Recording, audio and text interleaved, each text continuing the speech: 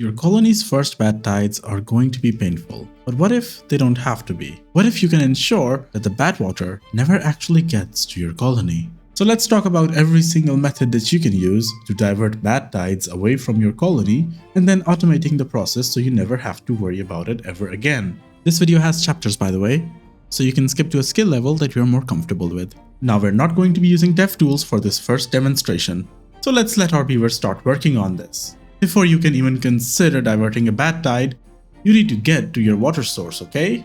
Now once you're at your water source, you're gonna want to clear up that area of any trees that are potentially in your way. In this case, we're actually chopping them down because we kind of need to use every single piece of wood that we can find. The next thing you need to do is identify places where you can potentially divert the bad water off of the map. Once you actually start looking around, you're gonna find that most of the maps have something like this over here, which is basically the map maker telling you, you can send your water over here and we will get rid of it for you. So this is basically where you can start thinking about your diversion method. For example, we need to create a channel for the water to flow this way. So obviously we're going to need some levees. Now that's good and all, but water is flowing down over here and we need it to go back there. So we're actually going to need more levees over here as well. Just like that. Let's make sure that our beavers can get on top of these so that they can continue building it. You don't really need this corner piece over here because water cannot flow out from this place, but hey, that will let our beavers get over here as well if we ever need them. Alright, looking good.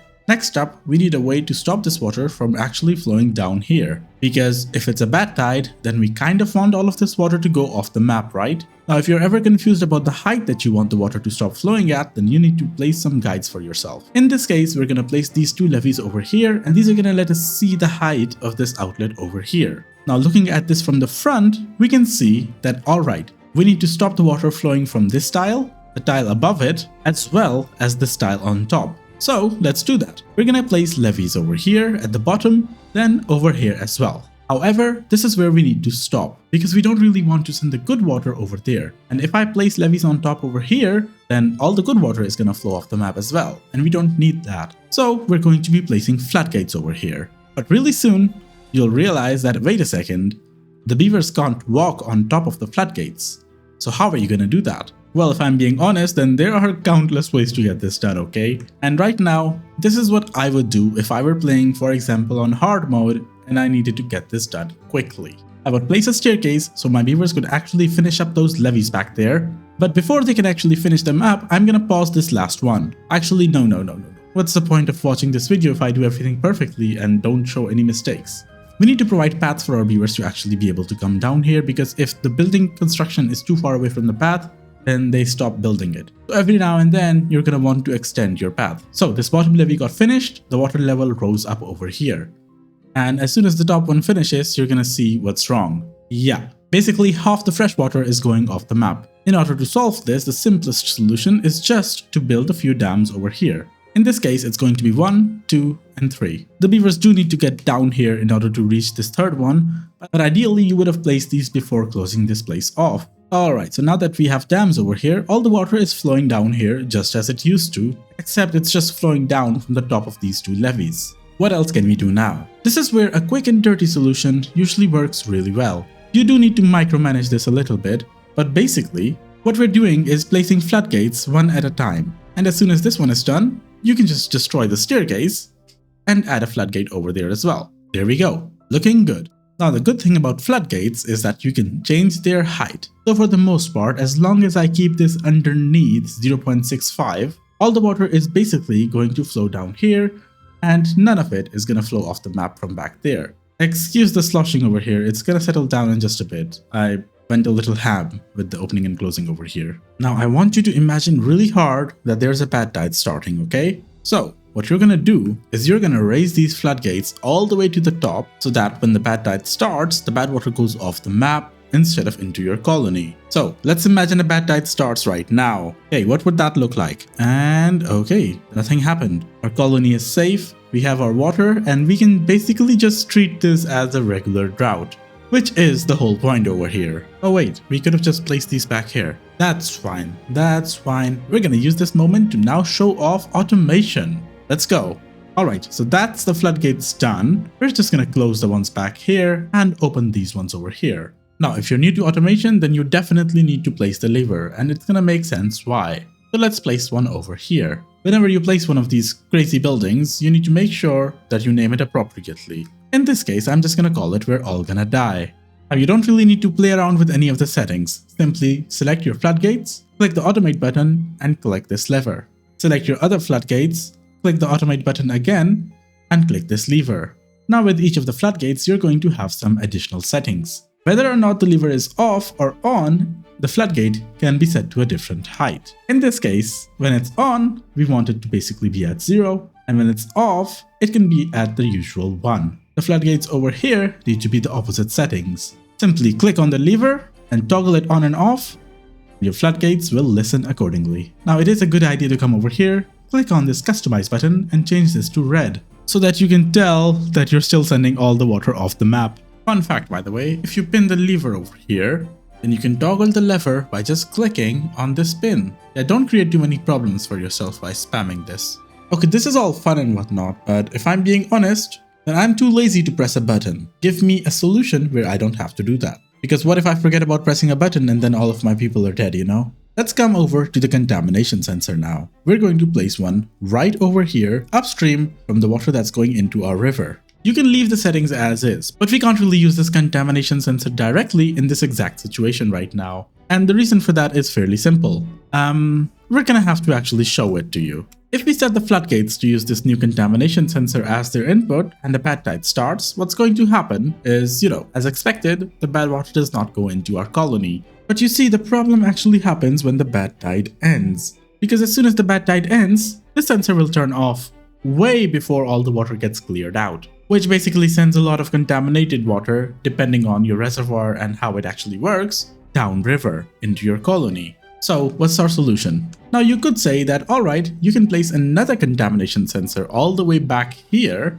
and maybe we use that instead of this one over here, right? Let's try that now. Yeah, this contamination sensor back here did turn red, but not this one. It's basically all going into our colony. We basically have no choice but to use something called a relay. And you can basically place them wherever you want. Like I said, I like it when my buildings make sense. So I'm going to place the relay over here, and just for fun, I'm gonna place another one on this side. We're gonna change the colors to red. However, I'm going to come over here and change this condition to R, because I want this relay to turn on if the first contamination sensor or the second contamination sensor are on. And then just copy these settings over to the other relay. And now we can just tell the floodgates to use either of these relays instead.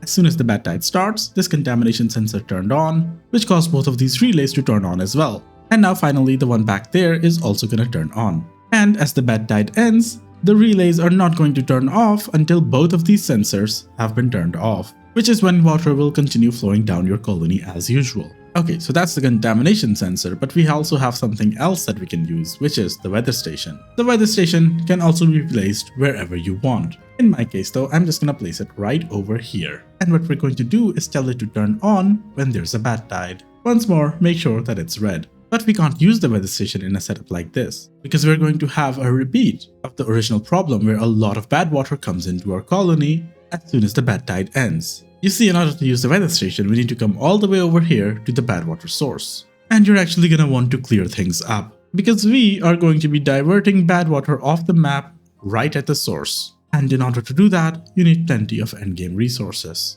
Alright, I've just made some more room over here so it's easier to demonstrate. But basically what we want to do is, as soon as the bad tide starts, we want water to stop flowing this way entirely. For that, you can use both the fill valves or the throttling valve. The fill valves are much cheaper to build. They only need planks and metal. So we're gonna place 4 of them over here. Why on earth were there dynamites up there? On the other side over here, we are also going to place some fill valves. Keep in mind that these can't be placed up against the edge, okay? You need to have at least one gap, but that's fine for our needs. For the time being, you can close these ones, and in order to close them, just take the height down to 0. Now all the water is gonna flow downstream over here. Next up, you can place some levees over here to stop any water from spilling over when you switch the gates. And now let's just place that weather station up here actually, once more so that it's easier to demonstrate. Both of the fill valves are going to be listening to this weather station, that's both of them. The weather station will turn on when there's a bad tide, which means that when the status over here is off, the downstream target height needs to be unlimited, and when it's on, make sure that it's at 0. 0 means it won't let any water through. Now the other fill valves needs to be the opposite of that, so when there's no bad tide it'll be off, which means it needs to be at 0, and when there is a bad tide, the flow rate needs to be unlimited. Shall we simulate? Isn't that beautiful? Now there is one tiny little problem with this solution, as you may have already guessed. When this switches over, which it's gonna right now, some bad water, a really small amount, the one that's back here, is going to enter your system. But honestly, that is not enough bad water to create any problems at all for your colony, so you don't really need to worry about it. Can we make this more compact? Are you ready to level this up further? Because next up is basically the most endgame solution ever. Let's just destroy both of these over here, and we're just gonna place a couple of levees back there. And these ones, we're basically gonna move them further upstream. Basically as upstream as they can go. Now, at first glance, this may just look like a more compact solution of, whatever we had running already.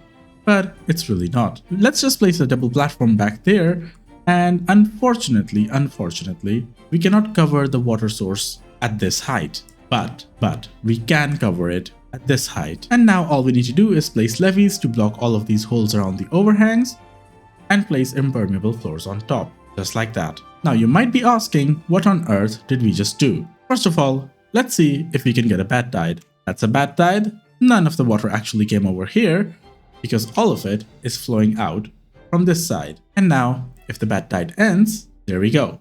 Even less bad water went into our system. It's basically irrelevant, by the way. You can't even see the color pink over here. Now you might want to place some throttling valves over here so you can control the flow of the water. But what this lets you do now is basically build this up to whatever height you want. And if we limit the downstream flow over here to something like 0.5, because even 0.5 is way too much for all of our needs, yeah, what's gonna happen is that you can build a reservoir up here for yourself. And of course, you can automate this downstream flow based on whatever logic you come up with. Just make sure that at the top you place some dams pointing out from the world so that, water doesn't spill over downstream, flooding everything. That would be kind of bad if I'm being honest. We are currently going through a hard mode playthrough of the new Waterfalls map. In the latest episode, we set up some logic so that our industry gets turned on for a single workday if resources fall under a threshold. And there's no shortage of just random one-off automation thingies, just so I don't have to keep remembering stuff in the future. The latest episode is going to be on the screen right now, as well as the playlist.